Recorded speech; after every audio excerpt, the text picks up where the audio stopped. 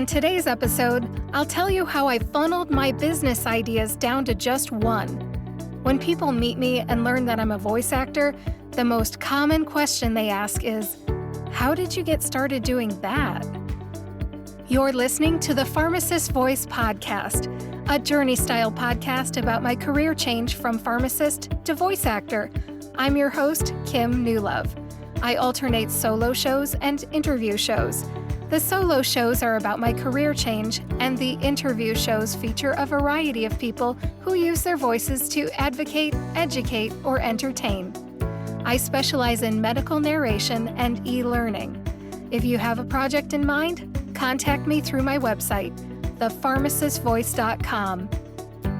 Thank you for joining me for episode 22. In episode 1 of this podcast, I mentioned that I came up with the idea to narrate Pharmacist continuing education journals into audio format. I went forward with the narration business idea because I felt I had a problem I could solve and get paid for providing a service. When I picked that idea and ran with it, however, I left several other ideas behind.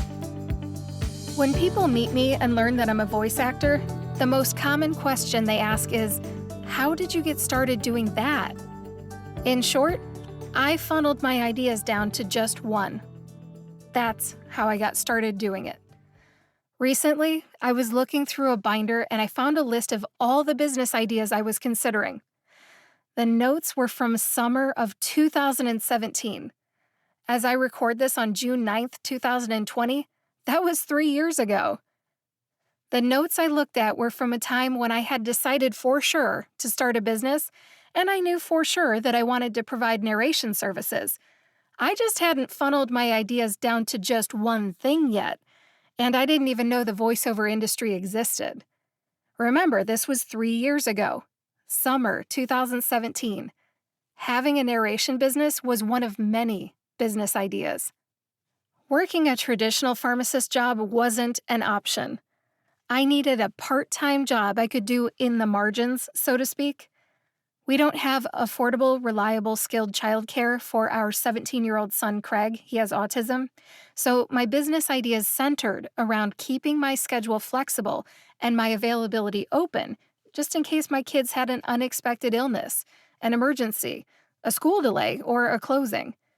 I spent 19 years building a reputation as a reliable and responsible pharmacist. It wouldn't take me long to tarnish my reputation with a string of cancellations.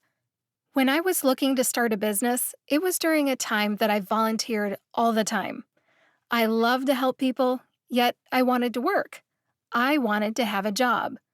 But I couldn't get a job because I was volunteering too much. Plus, I was needed at home to run the house and be there for the kids. Life's complicated, isn't it? My husband understands me very well. And he had a good point when he told me that if you want to have a business and make money, you have to stop giving your time away. I needed to hear that. Every entrepreneur does. And that's not the last time I heard it either.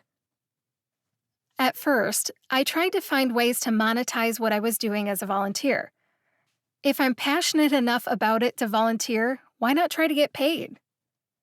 I am passionate about drug abuse prevention education, poisoning prevention education, medication safety education, advocating drug take-back days, and speaking to high school students considering a career in pharmacy or pharmaceutical sciences.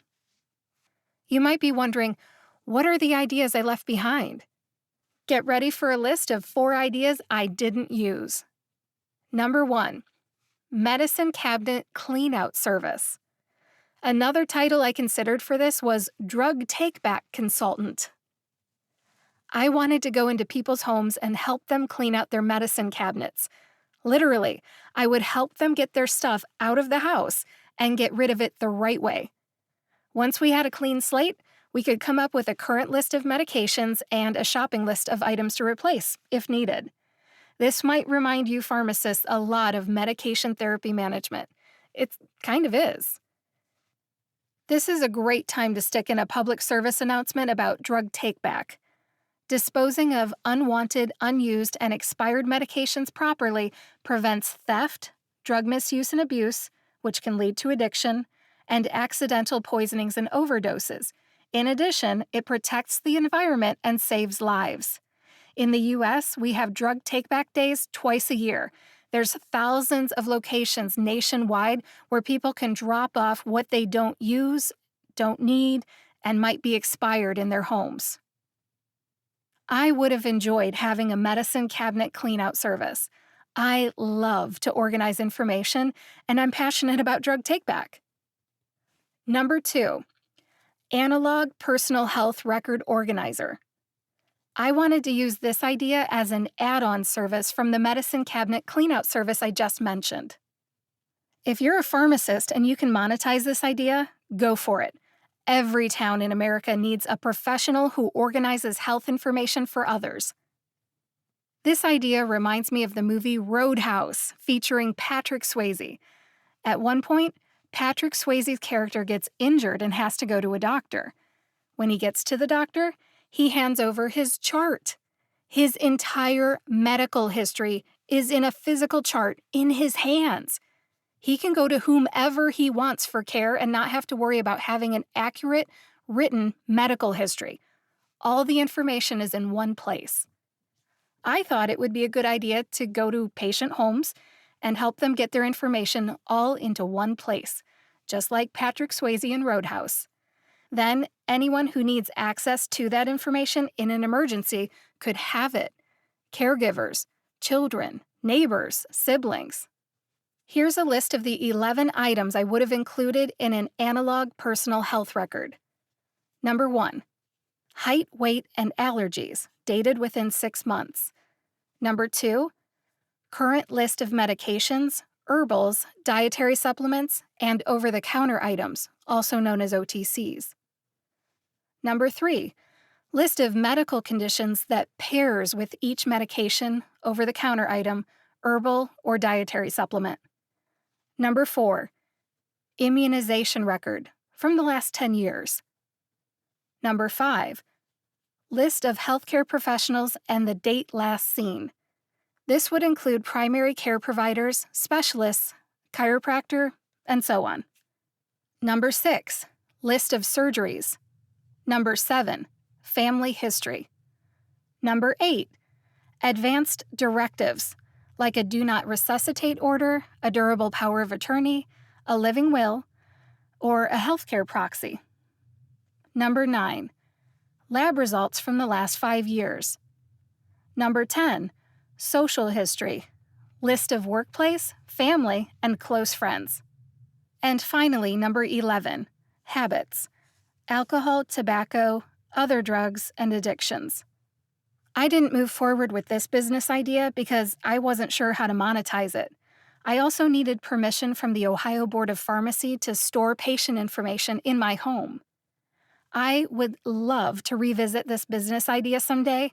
I actually think it would make a great online course. Number 3, attend a doctor's appointment with a patient. I wanted to offer this as an add-on service to one of the last 2 services I mentioned. Some people just need a second set of ears at an appointment. I would take notes during the visit, help them follow through with their provider's plan, and help them ask questions. And finally, number 4, keynote speaker. I actually ended up doing this after more than 10 years of volunteering to speak at a pharmacy camp for high school students considering a career in pharmacy or pharmaceutical sciences at the University of Toledo. I became a paid speaker. It's only 1 day a year, though. I would love to speak at other events on topics that I'm passionate about. I'm not actively pursuing keynote speaking at this time, though. Why didn't I pursue any of these ideas? They're all reasonable, and they all appeal to me. It's a good question.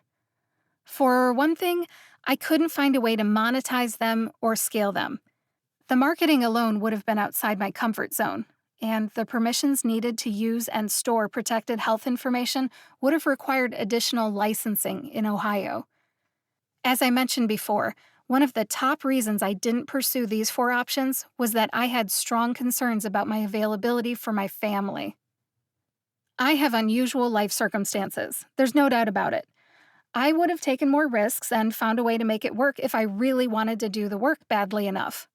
I love helping people, and I would have loved the challenge of using my identity as a pharmacist to clean out medicine cabinets, organize health information, attend appointments, or book more keynote speaking gigs. It didn't work out, and I'm at peace about it. I also considered working for someone else in the areas that I like to volunteer. I considered becoming a prevention specialist, an injury prevention specialist, joining the staff at my county's ADAMHS board, working at a poison control call center, and becoming a high school counselor. In more detail, here's why each of them appealed to me. Number 1, prevention specialist. I looked into becoming a prevention specialist here in Ohio. I would have worked in a high school and educated students about alcohol, tobacco, and other drugs and supported staff as needed. I did not become a prevention specialist, but drug abuse prevention education is a passion of mine. I volunteer with my county's Addiction Task Force, formerly the Opiate Task Force. I help with outreach events, and I provide input on everything from drug information to drug laws in Ohio and more. I advocate for drug take-back days, and I create, update, and distribute my county's list of drug disposal boxes. The list is used by behavioral health agencies in my county, police and fire departments, libraries, and other places in my county. I volunteer because I care. I also happen to be the only pharmacist in the group. Number 2, injury prevention specialist. Injury prevention specialists are problem solvers. Among other things, they assess safety problems and determine the leading causes of serious injuries. Then they provide outreach and education or affect policy changes that will help prevent injuries. They get their data from businesses, hospitals, clinics, and death certificates. I just read that the new Amazon distribution center that is being built maybe 5 miles from my house is hiring an injury prevention specialist. Even Tesla's looking for one in their Fremont, California site. Injury prevention is important, and those jobs interest me. As you know, I did not become an injury prevention specialist, but I do volunteer with an injury prevention coalition. It's called Safe Kids Greater Toledo. The 3 things that I do for them are poisoning prevention education, medication safety education, and drug take-back day advocacy. Safe Kids Greater Toledo focuses on preventing injuries in children birth through age 14. I volunteer at elementary schools, health fairs, and other outreach events. I prevent injuries when I teach children and adults about the poison helpline, Pretty Poisons, and keeping things out of sight and out of reach. Here's another public service announcement. The poison helpline number is 1-800-222-1222. That number again is 1-800-222-1222. Let's say a 3-year-old girl is in the kitchen. She can't read labels, and she finds 2 things that look similar. Let's say Parmesan cheese and sink cleaner.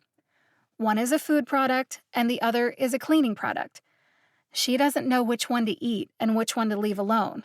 It's a poisoning risk. Keep cleaning products out of reach and out of sight. Kids are curious and they find stuff. Small children who can't read labels are especially at risk. Have the poison helpline number handy just in case. The third non-pharmacy job I considered was working for the Wood County Board of Alcohol, Drug Addiction, and Mental Health Services. The shortened title for that is ADAMHS Board. I live in Wood County, Ohio. Hence, it's called the Wood County ADAMHS Board. I love volunteering with my county's Addiction Task Force. It's co-chaired by the Director of Community Programs for the Wood County ADAMHS Board. I believe in what they do so strongly that I considered applying for a job. They provide support services for individuals with serious or persistent mental illness and addiction disorders in our county. Number 4, poison control call center worker. As I mentioned previously, I have a passion for poisoning prevention. It should be no surprise that I considered working for a poison control center. I didn't look into it too hard, but I think I would have liked the work. I plan to interview someone who works for the Poison Control Helpline on this podcast and learn more about what they do. I'm very excited about that. Finally, the fifth non-pharmacy job I considered was school counselor. Even though I love working with teenagers and talking to them at career day, I did not pursue this idea. I would have needed additional education, and it would have led to a full-time job outside the home. I may have even needed to travel to get there. Even though I didn't become a school counselor, I continue to volunteer at high school career days. Hey, life is complicated. Of the last 5 opportunities, some required additional education and all had inflexible work hours, so I didn't pursue them. Let's wrap this up. I funneled my ideas down to just one. Because of life circumstances and the lifestyle my husband and I want for our family, I felt that the only idea that could possibly work was becoming a narrator. In the voiceover industry, I can work in the margins while the kids are at school or in the evenings. The additional education I need can be done at home at my own pace. I can slowly ramp up the business instead of immediately working 40 hours a week. If my family has an emergency, I'll be home. The potential income is higher than anything else I considered, too. It took me almost 2 years to funnel my ideas down to just one. I looked at my strengths, my interests, and my availability. What I ended up with was something that I absolutely love. Like I mentioned in the first episode, I think I found the job that Mark Twain alluded to in his famous quote, "Find a job you enjoy doing, and you will never have to work a day in your life." Thank you for joining me for episode 22 of the Pharmacist Voice podcast. Visit thepharmacistvoice.com to subscribe and read the show notes. That's The Pharmacist, with an S, voice.com.